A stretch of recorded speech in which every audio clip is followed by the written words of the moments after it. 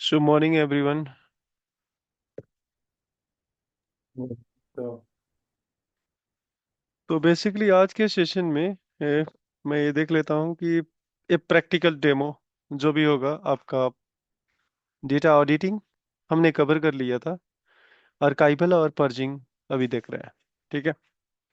तो उसके लिए सेशन स्टार्ट करें और हाई लेवल आपको पता है कि पर्जिंग क्या है और आर्काइवल क्या है। आर्काइवल के अंदर पार्शियल और फुल आर्काइवल का हम बात करेंगे। पर्जिंग के अंदर फुल पर्जिंग और पार्शियल पर्जिंग का भी बात करेंगे। ये आपको इस टर्मिनोलॉजी के बारे में पता है कि पार्शियल आर्काइवल में क्या हम अचीव करने वाले हैं और पार्शियल पर्जिंग में हम क्या अचीव करने वाले हैं बेसिकली। ठीक है। तो इस टर्मिनोलॉजी में कोई इशू है क्योंकि कल हमने एक्सप्लेन किया था कि आर्काइवल क्या होता है, पार्शियल क्या होता है, फुल क्या होता है। आपका वही पर्जिंग जो होता है फुल और पार्शियल क्या होता है। तो इसमें कोई डाउट है आपको? सर थोड़ा ब्रीफ कर दीजिए आर्काइवल ओके। और पर्सनल। लेट्स सपोज कीजिए मेरे पास एक टेबल है। मान लेता हूँ एक हिस्ट्री टेबल है। ओके। मैं आर्काइवल पहले फोकस करता हूँ कि आर्काइवल बहुत मोस्ट इंपॉर्टेंट और पर्जिंग है। ऑडिटिंग आपका काम नहीं है, मे बी डेवलपर का काम है। तो आर्काइवल के अंदर क्या होता है कि सपोज कीजिए कि टेबल है और उस टेबल में जितने भी एक्टिविटी हो रहा है, यानी कि data entry, insert, update, delete, जो कुछ भी हो रही है, सारी हिस्ट्री आपका कैप्चर हो रहा है आर्काइव टेबल में या हिस्ट्री टेबल में, जिसमें सारी हिस्ट्री कैप्चर हो रहा है। तो आपको लगता है कि लॉन्ग रन के बाद आपको पता लगता है कि वो टेबल की परफॉर्मेंस स्लो होने लगती है। तो जो परफॉर्मेंस आपका स्लो होने लगती है तो उसको मीट करने के लिए, परफॉर्मेंस को इंप्रूव करने के लिए हम क्या करते हैं कि बिजनेस यूजर ये सजेस्ट करता है कि ये काम कीजिए, ये डेटा हमारे लिए मतलब कि इंपॉर्टेंट नहीं है। लेट्स टेक एग्जांपल कि हमारे पास एक फाइनेंशियल कंपनी है और फाइनेंशियल कंपनी कभी भी मैक्सिमम 2 फाइनेंशियल ईयर में काम करती है एट ए टाइम। हो सकता है कि करंट फाइनेंशियल ईयर का डाटा वो अधिक यूज करती है और प्रीवियस की थोड़ा सा हो सकता है कि रिव्यू या गाइडलाइंस देखने के लिए वो पुराना स्टेट भी देखती है। या करंट के टाइम जैसे मान लीजिए कि मैं अभी, जैसे कि सपोज कीजिए कि मैं अप्रैल में चला गया या मई में चला गया, तो पुराना कुछ ऑडिटिंग करने के लिए हम 2 ईयर की डेटा चाहिए। तो अगर सपोज कीजिए कंपनी स्टार्ट हुई होगी मान लीजिए 2020 में और अभी तक उस कंपनी में डेटा 2020 से लेके 2025 तक का डेटा पड़ा हुआ है और मेरे लिए यूजफुल जो डाटा है 2024 और 2023, उससे अधिक का डाटा मुझे नहीं चाहिए। कि करंट रनिंग फाइनेंशियल ईयर आपका 2024-25 है और एक 23-24 है। तो 2 ही साल का डाटा चाहिए और मेरा डाटा साइज अगर हाई है तो मुझे क्या होगा, परफॉर्मेंस पे इशू आएगा। तो उसके बाद जब परफॉर्मेंस में इशू आता है तो आपके पास सॉल्यूशन आता है जिसको आर्काइवल प्रोसेस। आर्काइवल में बेसिकली क्या होता है, डेटा आपको चाहिए लेकिन फ्रीक्वेंट यूज नहीं है। तो आप क्या करते हैं कि 2023-24 के पहले के जितने भी डाटा है उसको एक आर्काइव टेबल में या आर्काइव सर्वर पे ले जाके डंप करेंगे। ओके। और वहां डंप करने के बाद जब भी जरूरत होगा तो आप यूज करेंगे। तो यानी कि लाइव टेबल जो होगा, करेंट जो एप्लीकेशन यूज करेगा या रिपोर्टिंग यूज करेगा, वो टेबल केवल होगा आपका लाइव टेबल और उस लाइव टेबल में 2 साल का ही डाटा होगा। जब 2 साल का डाटा होगा तो बेसिकली क्या होगा कि आपको बेटर परफॉर्मेंस मिलेगा। क्लियर? अब बात करते हैं कि कोई कंपनी कहती है मुझे केवल आज के डेटा पे या फ्यूचर के डेटा पे काम करना है, मुझे डेटा नहीं चाहिए। तो उसको पूरी डाटा को आर्काइवल सर्वर पे डालना, पूरी डाटा को आर्काइवल डेटाबेस में डालना, टेबल में डालना इज कॉल्ड फुल आर्काइवल। वैसे ही मुझे कंपनी कहती है कि नहीं, ये काम करो, मुझे 3 महीने पुराना डेटा नहीं चाहिए, ना उसको आर्काइवल पे डालो, कहीं नहीं डालो, मेरे लिए यूजलेस है, ड्रॉप कर दो, डिलीट कर दो, कोई जरूरत नहीं है। तो हम पार्शियली, अगर 3 महीने से पुराना जितने भी डाटा होगा 3 मंथ ओल्ड, मैं क्या करूंगा, उस डाटा को रिमूव कर दूंगा। This is called purging. अब पार्शियल पर्जिंग ये हुआ जिसमें मैंने 3 महीने का डेटा रखा और बाकी को डिलीट कर दिया। फुल पर्जिंग में क्या होगा, पूरे टेबल क्लीन होगा, ट्रंकेट होगा। तो ये जो प्रोसेस है बेसिकली आपका क्या होने वाला है, डिलीट, ट्रंकेट और इंसर्ट पे काम होने वाला है।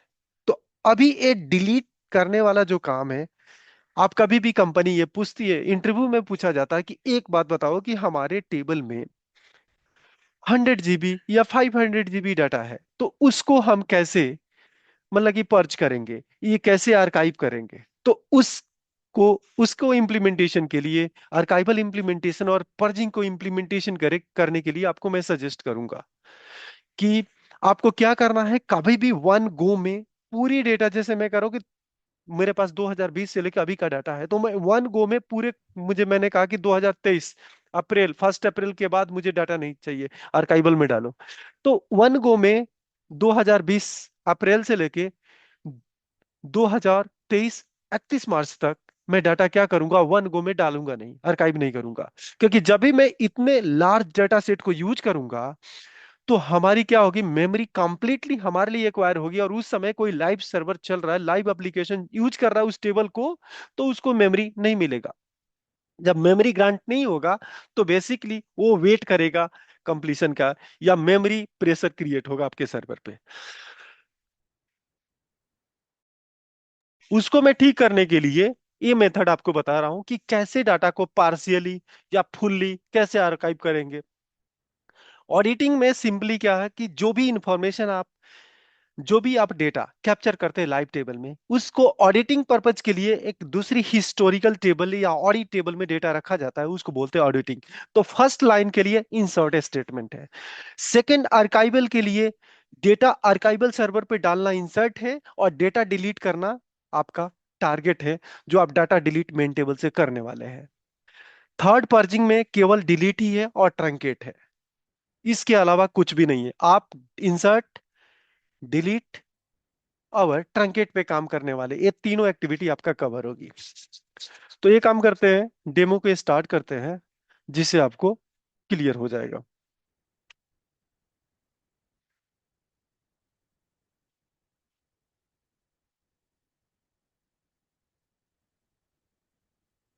उस डेमो के लिए कल मैं एक टेबल क्रिएट किया था, और उस टेबल के लिए मैं आपको दिखाता हूं क्या क्या है कहानी। और इसको पूरी इंप्लीमेंटेशन आपको मैं ये कराने वाला हूं कि आर्काइवल कैसे करेंगे। हमारे पास डेटा रेडी है। एक मैं आपको आइडिया देता हूं कि ये डेटा पड़ा हुआ है, इसका मैक्स डेट निकालूंगा मैं इस डाटा में, और यूज केस आपके सामने क्रिएट कर रहा हूं। क्रिएटेड एट, मैं क्रिएटेड डेट को ही फोकस करता हूं, इसका मीन और मैक्स निकालता हूं। इसके बारे में आपको आइडिया होगा कि मुझे पता करना है कि इस टेबल में डेटा कब से कब तक है। तो आप यहां पे देखेंगे कि डेटा यहां पे लिखा हुआ है 27 आपका नवंबर टू 4 जैन 2025। एक यूज केस क्रिएट करते हैं, जैसे मुझे आर्काइवल करनी है, और मैं फुल आर्काइवल की बात करता हूं। मुझे कंपनी कहती है कि ये काम करो, ये डेटा मुझे आज के बाद मतलब कि फ्रीक्वेंट यूज नहीं करना है, इसको आर्काइव कर दो। तो बेसिकली क्या करना है, ये डेटा को ले जाके आपको कहाँ डालना है, आर्काइव टेबल में। तो इसको इंप्लीमेंट करने के लिए मैं आपको बताऊं कि मान लीजिए आर्काइव का सर्वर होगा या आर्काइव का डेटाबेस होगा, तो आप कौन सा प्रीफर करेंगे, दूसरे सर्वर प्रीफर करेंगे या सेम डेटाबेस में, सेम सर्वर में नया डेटाबेस, आप बताइए। कंपनी के पास अगर आर्काइवल का सर्वर है तो नया सर्वर को प्रीफर करेंगे। अगर कंपनी कहती है नहीं, मेरे पास नया सर्वर है नहीं, ये काम करो, उसी डाटाबेस सर्वर में एक नया डेटाबेस बनाओ आर्काइव का, और उसमें डाटा को डंप करो। बताइए आप क्या चाहेंगे। Sir second server. ओके, अगर मुझे सेकंड सर्वर पे अरे जाना, डिपेंड्स ऑन सिचुएशन भी होगा ना। सिचुएशन, हाँ हाँ, डिपेंड होगा कि डिपेंड्स ऑन आपके पास सिचुएशन। इंफ्रास्ट्रक्चर है ही नहीं। अब मैं अगर बात करूं कि अगर दूसरे सर्वर पे जा रहा हूं, तो उसके लिए एक आर्काइवल अलग से सेपरेट सर्वर होगा। ओके, तो दोनों में डिफरेंस क्या है मैं आपको बता देता हूं कि फाइनली दूसरी डेटाबेस सर्वर पे डाटा मूव करने के लिए आपको, सर्वर में हमने एक टॉपिक कवर किया था, लिंक सर्वर। एक सर्वर से दूसरे सर्वर को कनेक्ट करना, वो लिंक सर्वर है। तो हो सकता है मुझे डाटा मूव करने में टाइम लगेगा, लेकिन मैं एक काम करता हूँ, डेटाबेस इनलाइन लेता हूँ ना, आपको सजेस्ट करूंगा सर्वर लेवल भी। ओके, तो मैं फिलहाल के लिए डेटाबेस ले रहा हूँ कि फटाफट डाटा को इंसर्ट करे और अब मैं आपको डेमो दिखाऊं। तो यहाँ पे एक नया डेटाबेस क्रिएट कर देता हूँ, और सेम आपको वही प्रोसेस आपको नया सर्वर पे ही करूंगा। तो इस डेटाबेस का नाम सपोज कीजिए पेरोल है। ठीक, पेरोल है। ठीक है, पेरोल को मैं आर्काइव डेटाबेस एक क्रिएट कर देता हूं यहाँ पे। Okay, archive database, archive dB. ठीक है, अगला तरीका देखिए, आप इसमें पूरे स्टेप आपको माइंड में होना चाहिए। इस टेबल का स्क्रिप्ट आउट करेंगे। स्क्रिप्ट आउट करने के लिए आप माइंड में, प्रकाश एक काम करो, म्यूट कर लो। हेलो। तो यहाँ पे आप टीबीएल इंप्लाई का स्क्रिप्ट निकालना है कि क्रिएट टेबल मुझे उस डेटाबेस में भी करना है। ओके, तो सिंपल सी स्टेप्स क्या होगी, कैसे आप उसके स्क्रिप्ट निकालेंगे। इस पे टेबल पे जाएंगे, जैसे टीबीएल इंप्लाई है, इस पे राइट क्लिक करेंगे और यहाँ पे क्रिएट स्क्रिप्ट करेंगे, तो टेबल क्रिएट करने का स्क्रिप्ट आपको मिल जाएगा। कभी भी एक और भी आपको सजेशन दे रहा हूं कि जो भी टेबल के अंदर डेटा आप डालने वाले हैं, उसके अंदर कांस्टेंट इंडेक्स नहीं होना चाहिए। सपोज कीजिए, एग्जांपल के लिए पहले से मैं बना देता हूं एक इंडेक्स, जिसे आपको लगेगा कि ये सिचुएशन ऐसे ही आएगा आपके सामने, क्योंकि इंडेक्स मल्टीपल होंगे। सपोज कीजिए कि ई नेम पे मैंने एक इंडेक्स बना दिया, लेट्स सपोज कीजिए। ओके, इसको मैं क्लोज कर देता हूं।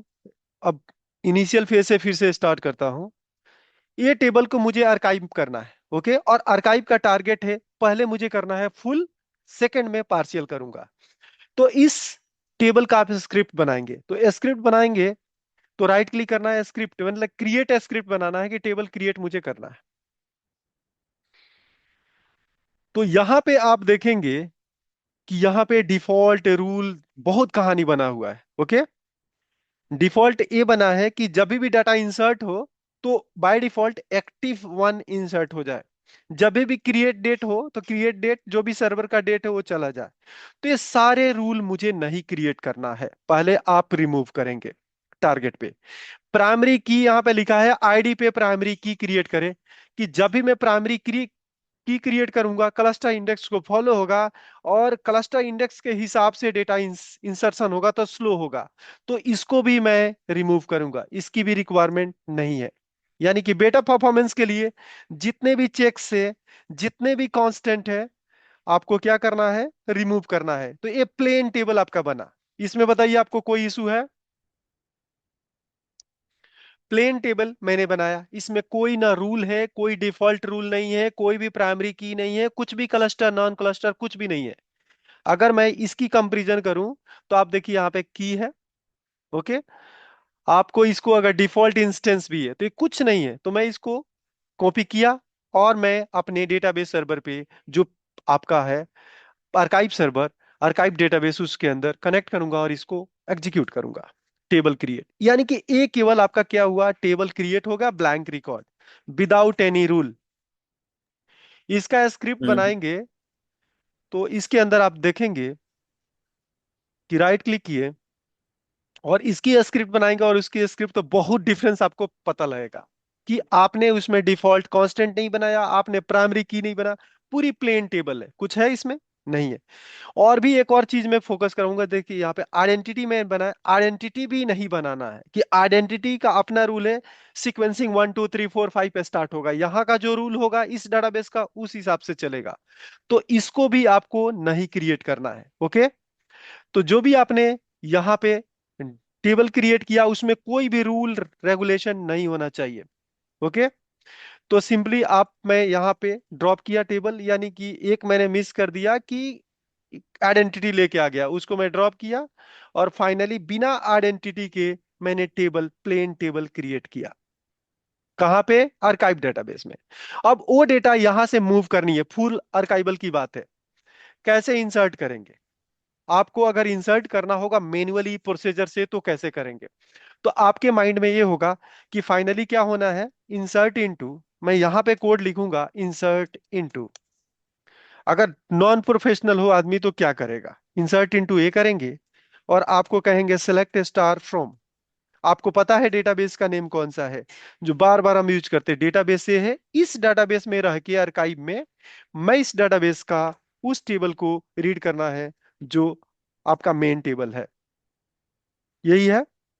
तो बेसिकली मेन तो टारगेट यही है, आपको पता है यही टेबल को इसके अंदर इंसर्ट करना है, यही टारगेट है आपको।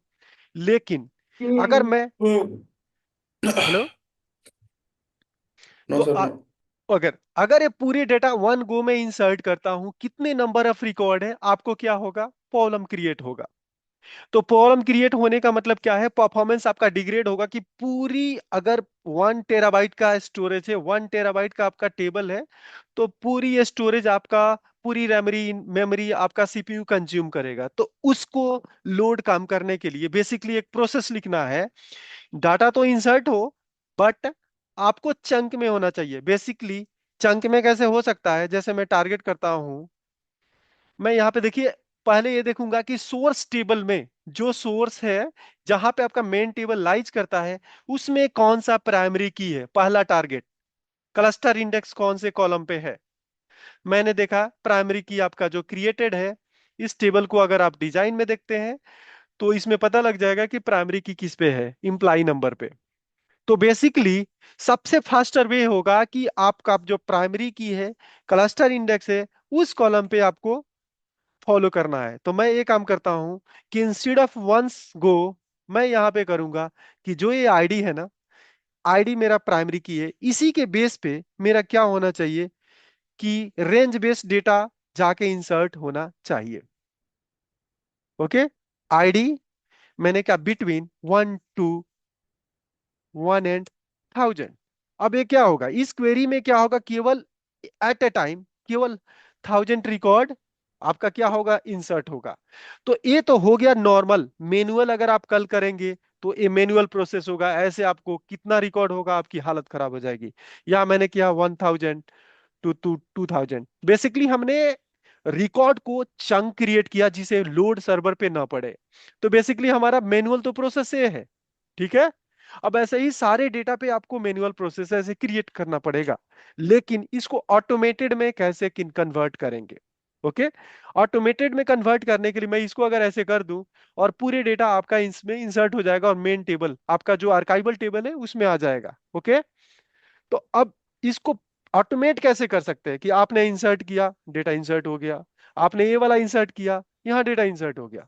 तो ये आप कैसे करेंगे, अब इसमें नंबर ऑफ रिकॉर्ड आप देखेंगे तो आपकी हालत ये खराब हो जाएगी कि मैं तो पूरे, हो सकता है कि 1 वीक या 1 डेज फुल डेज हमें केवल यही करते रहना पड़ेगा। लोड तो नहीं पड़ रहा है, लेकिन देखिए रिकॉर्ड काउंट कितना है।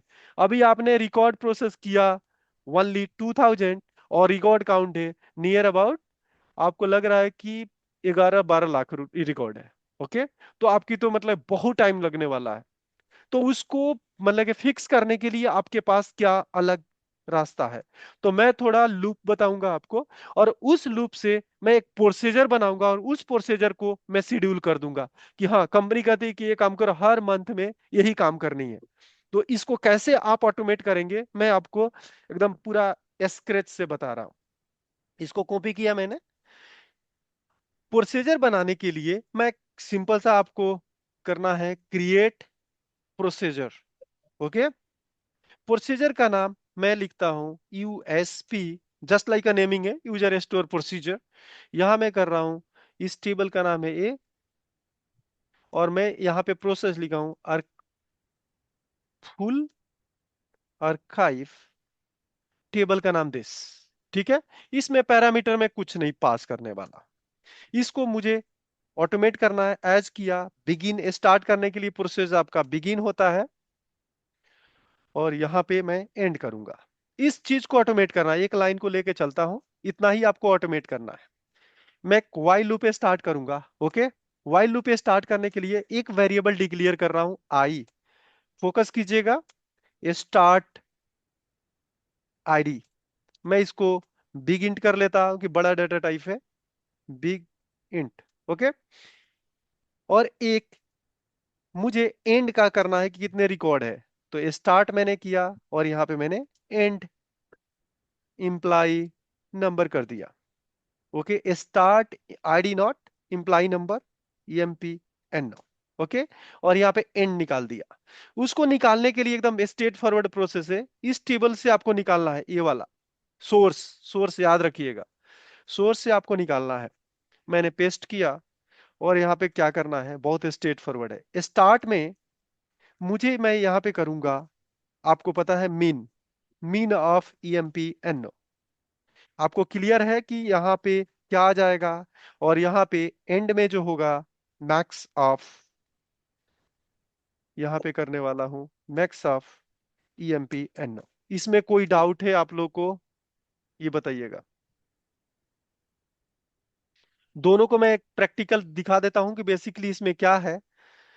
आप दोनों रिकॉर्ड को एक बार माइंड में देख सकते हैं कि क्या हो रहा है। यहाँ पे मैन्युअली एग्जीक्यूट करता हूँ इस क्वेरी को, अभी प्रोसीजर में कुछ नहीं कर रहा हूँ, केवल क्वेरी आप समझिए कि क्वेरी में एग्जीक्यूट करता हूँ।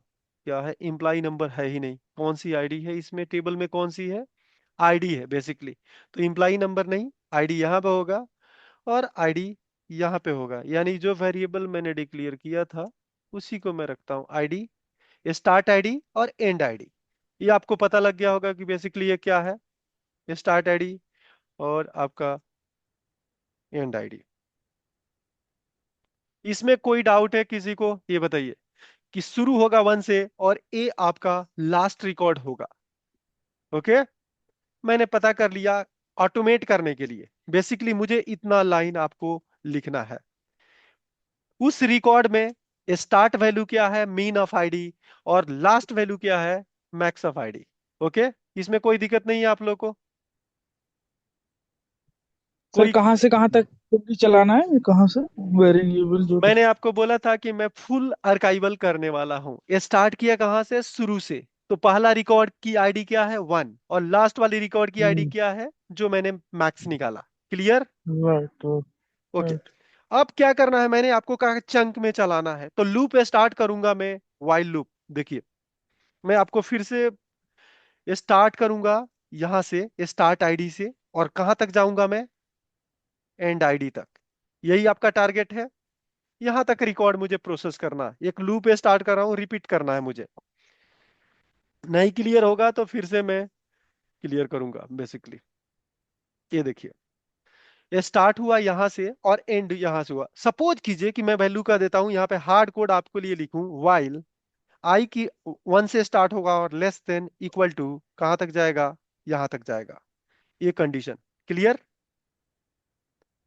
इसका आपका ये हार्ड कोड स्टैटिक वैल्यू है आपके कोड के अकॉर्डिंग। अब यहाँ पे मुझे कौन सा डेटा चाहिए, स्टार्ट, यहां से स्टार्ट करना है वन, और कितना चाहिए, मुझे भी जो भी रिकॉर्ड है उसमें, इसमें 1000 प्लस चाहिए, यही चाहिए, यानी कि वन से स्टार्ट हो और 1000 प्लस हो। अब स्टार्ट की वैल्यू मैं क्या करने वाला हूं, start is equal to start plus 1000, नहीं end is equal to, sorry, start यहां पे हुआ और स्टार्ट की वैल्यू ए सेट हो गया। अब बताइए इसका, इस लाइन में कोई इशू, बताइए। दिख रहा है स्क्रीन आप लोग को? इसको क्लोज करता हूं। मैंने क्या किया, स्टार्ट की वैल्यू बाय डिफॉल्ट मीन में क्या आई होगी, वन, एंड में आई होगी 1185 समथिंग। यहां मैंने कहा कि वन से स्टार्ट हो, मतलब फर्स्ट वैल्यू से स्टार्ट हो और कहां तक जाए, स्टार्ट में 1000 ऐड करेगा। It means at a time केवल 1000 प्लस करना है। और स्टार्ट की वैल्यू जो वन था उसको इंक्रीमेंट कितना कर लिया, इंक्रीज कितना किया, 1000। ओके, अगर कोई प्रोग्रामिंग आप किए होंगे तो ये पता लग जाएगा बेसिकली मैं क्या कर रहा हूं। यानी कि अगर हार्ड कोड यहां पे चलता हूं तो इसकी वैल्यू होगी वन, और इसकी वैल्यू होगी क्या होगी, 1001, यही होगी। और यहां पे क्या हो जाएगी वैल्यू, फिर वही, इसकी वैल्यू वन, ये हो जाएगी इक्वल टू कितना, 1001। यानी कि अब स्टार्ट की वैल्यू होगी, नया वाला पहले वन था अब हो गया 1001। सो 1001 से नेक्स्ट स्टार्ट होगा और फिर आपका वो प्लस हो जाएगा। क्लियर? मतलब 1001 से चालू होगा क्या सर? नहीं, आपका स्टार्ट तो होगा वन से, यहाँ पे वन से स्टार्ट होगा और सारे रिकॉर्ड आगे बढ़ते जाएंगे। अब ये काम कीजिए, इसको करने के लिए एक और भी आपको क्लियर अगर बात करूं तो यहाँ पे कर दीजिए जीरो। ओके, ये मान लेता हूं। ठीक है, तो क्या होगा, जीरो से स्टार्ट होगा तो क्या, जीरो बिटवीन, जीरो प्लस 1000 कितना होगा, 1000। फिर आगे क्या हो जाएगा, इसकी वैल्यू हो जाएगी 1000। 1000 में फिर क्या हो जाएगा, 1000 में आपका एडिशन होगा 1000, क्या हो जाएगा 2000। और इसकी वैल्यू क्या होगी, 1000 से 2000। क्लियर हो रहा है क्या। ये लूप में इटरेशन हो रहा है बेसिकली। और इटरेशन में क्या हो रहा है कि जो भी बार बार मैंने ये कोड ये लिखा है, कब तक चलता रहेगा, जब तक उसकी ये स्टार्ट की वैल्यू ये वाली वैल्यू नहीं हो जाती। ओके, जब वो उतना मैच कर जाएगी तो फिर वो बंद हो जाएगा ये लूप बंद हो उसका। जाएगा लूप। बेसिकली क्या हो जाएगा, डंपिंग थाउजेंड थाउजेंड करके आपका डेटा यहाँ पे डंपिंग होती रहेगी। क्लियर, हाँ। बताऊं। तो ये हुआ आपका कंप्लीट फुल आर्काइवल। अब इसमें क्या हो रहा है, मैं आपको देखिए, इसमें कुछ भी इंजीनियरिंग की बात नहीं है। इंजीनियरिंग ये है कि डेटा वन गो में 12 लाख डेटा को डंप नहीं करना है, कि मुझे एट ए टाइम केवल 1000 करना है। और क्वेरी जो है ये केवल डायनामिक हमने क्रिएट किया है। क्लियर, कि पहले मैंने हार्ड कोड आपको करके दिखा रहा था कि पहले 1000 से ये कर दिया, फिर 1000 से 2000 किया, फिर अगला स्टेटमेंट क्या होगा, मुझे क्या करना है 2000 से 3000। क्लियर, तो यही क्वेरी बार बार रिपीट हो रही है। कब तक रिपीट होगी, जब तक इसकी वैल्यू लेस देन होगी। अधिक होगी तो इसकी वैल्यू अब ये बाहर आ जाएगा। फाइनली ये आएगा, मान लीजिए कि इसकी कंडीशन 1000 होने के बाद इससे अधिक होगी तो कहेगा आउट में आ जाएगा। क्लियर, जैसे लूप अच्छा। लिखते हैं ना कि वाइल लूप, नॉर्मल से हम लोग टेबल लिखते थे आई लेस देन इक्वल टू 10। इसका मतलब क्या, आई की वैल्यू यहाँ आई पे I value plus one. Plus हो रही है, तो आई की वैल्यू यहाँ पे वन है। तो क्या होगा, आई की वैल्यू बढ़ रही है वन, पहले वन होगी। पहले स्टेप में इस कंडीशन में क्या होगा, अगर हार्ड कोड करके आपको दिखाऊं, यहाँ वन होगी, कोई दिक्कत नहीं। अगली बार क्या होगी, टू होगी। ओके, दूसरी बार क्या होगी, इसकी थ्री होगी। ओके, लास्ट हम बात करते हैं कि जब इसकी वैल्यू टेंथ होगी, कोई दिक्कत नहीं, लेस देन इक्वल है, ट्रू कंडीशन है। यहां पे आया, क्या होगी अब अगली बार 11, क्या हो जाएगी, ये हो जाएगी फॉल्स। एवरी टाइम क्या हो जाएगा, ट्रू होगा। यहाँ ट्रू है, यहाँ भी ट्रू है। ओके, तो कब ये फॉल्स होगा, जब इसकी वैल्यू इसे क्या होगी, 10 से ग्रेटर हो गई। वही। क्लियर, कोई इशू है, नहीं सर। तो ये तो देख सर जो लीजिए। कंपनी में जो डेटा होते हैं, मान लो क्रिएट डेट है, हम्म। वहां पे किस बेस पे हम उसको आइडेंटिफाई करेंगे कि हाँ तो इस ठीक सेम इस सेम मंथ। एग्जांपल यहाँ पे मैक्स डेट मैं एक आ लूंगा। मैं ये काम करता हूँ, अभी हमारे पास टाइम है 3-4 मिनट, फिर उसको कवर करते हैं फिर से। अगर मान लीजिए कि आपके टेबल में आईडी है ही नहीं, ओके, आपके पास क्रिएट डेट है, ठीक है, तो मैं वहां पे मैक्स और मीन क्रिएट डेट निकालूंगा। ओके, पहला स्टेप, मैक्स और मीन मुझे ये पता लगा, मैं अब कैलकुलेट करूंगा कि एक डेट में कितने रिकॉर्ड है। एक डेट में तो मैं क्या, डेट का प्लस करूंगा। आपको पता होगा ना एक डेट ऐड फंक्शन, जैसे मान लीजिए गेट डेट होता है, सिस्टम का डेट पता लग जाता है इसे। क्लियर, मैं राइट। चाहता हूं कि एक डेट इसमें ऐड हो। एक सेकंड, इसके अंदर एक डेट ऐड हो तो क्या करेंगे, सपोज कीजिए, तो यहां पे एक होता है फंक्शन, आपको बता दूं, डेट ऐड फंक्शन। मुझे डे ऐड करना है तो डे ऐड करूंगा, वन डे ऐड करना, वन डे करूंगा, इस गेट डेट को पास करूंगा, आपको पता लग जाएगा अगला डेट आएगा। आप देखिए ये दोनों को एग्जीक्यूट करता हूं, क्या होगा, पहले यहाँ पे फिफ्थ है, यहाँ पे क्या आ गया, सिक्स। तो वन डे का मैं बिटवीन कमांड चलाऊंगा। और फाइनली जहां पे न्यूमरिक था, आपने क्या चलाया, न्यूमरिक में ये वाला फंक्शन चलाया था आपने, ऐड यानी लूप चलाया था, और उसमें आपने, क्या हो गया, ये कोड कहाँ चला गया, ओ माय गॉड, वो मैंने बंद कर दिया क्या, इसको बंद करता हूँ, सेट, वो बंद हो गया लूप वाला कंडीशन। तो जो हमने लूप यहाँ लिखा था, वाइल लूप में लिखा था, यहाँ पे जैसे कि आप ये स्टार्ट डेट लिखेंगे, जो भी आपका वेरिएबल होगा, यहाँ पे मैंने ऐसे डिक्लेरेशन डेट वाला करना पड़ेगा। डिक्लेयर किया मैंने स्टार्ट डेट, ओके, यहाँ डेट टाइम कर दिया, ओके। दूसरा वेरिएबल क्या होगा, एंड डेट। इसके अंदर ये स्टार्ट में आपने कहा कि मीन निकाला सबसे छोटा वाला डेट, और एंड में क्या निकाला, मैक्स वाला डेट। इसमें कोई लग रहा है कि इशू नहीं है, सेम वही प्रैक्टिस हम कर रहे हैं। अब लूप कैसे चलेगा, लूप चलेगा वाइल लूप। कहां से स्टार्ट होगा, स्टार्ट से लेस देन इक्वल टू कब तक होगा, एंड तक, ओके। यहाँ पे बिगिन और आपके पास एंड था। यहाँ पे जो मैंने किया था ना, एट द रेट मैंने सेट किया था, जैसे मैं करता हूं एट द रेट आई लिखा था equal to at the rate I plus one increment के लिए, लेकिन यहाँ पे वो नहीं चलेगा। ये भी चल जाएगा, सॉरी। बेसिकली आप ये काम कीजिए, मैं अभी प्रैक्टिकल करके दिखाता हूँ। मैं डेट ऐड फंक्शन किया था, मैं यहाँ पे करूँ get date plus one, automatic ये चलेगा। ये मैंने टेस्ट, हाँ ये चलेगा। देखिए 6 आ गया। अगर मैं 2 करूंगा तो 2 दिन प्लस होके आ रहा है, ये देखिए, ओ सॉरी, तो ये 2 दिन प्लस होके आ रहा है, देखिए 7th हो गया। तो ये प्लस वाला भी काम करेगा, ऐसे नहीं काम करता है। तो बेसिकली मेरे सजेशन ये है कि यहाँ पे मान लीजिए कि मैं स्टार्ट डेट को चेंज करना है, तो यहाँ लिखूंगा स्टार्ट डेट, ठीक है। Set start date equal to लिखेंगे डेट ऐड फंक्शन। अब अभी तो आपको जैसे डेट ऐड करना है तो प्लस वन कर देंगे, कल के डेट में मैं कहता हूं नहीं मिनट ऐड करना है तो डेट ऐड करेंगे। यहाँ पे डे ऐड करने के लिए डे लिखेंगे, जितना आपको वन का इंक्रीमेंट करना है वन करेंगे, और जो भी आपका डेट है स्टार्ट डेट है उसको मैंने कर दिया। तो इसमें क्या होगा, जो भी वैल्यू होगा एक इंक्रीमेंट